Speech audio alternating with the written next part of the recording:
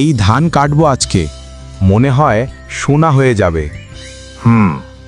তুমি তো সোনার স্বপ্ন দেখো প্রতিদিন। চুপ কর, আজ আমি ধান বিক্রি করব আর একটা মোটরসাইকেল কিনব। কৃষি ধান খেতে কাজ করছে আর গোপাল রাস্তা দিয়ে যাচ্ছে।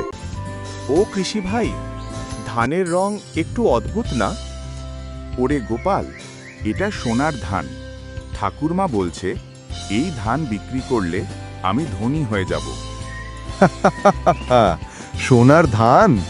ওটা তো প্লাস্টিকের ব্যাগে পড়ে গেছিল, তাই চকচক করছে।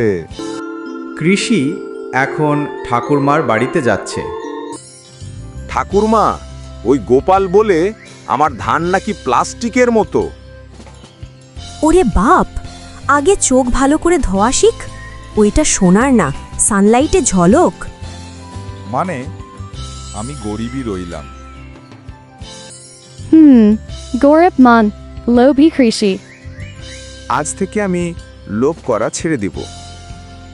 আগামীকাল আবার বলবি সোনার গরু লাগবে আমায়, তখন হাহা।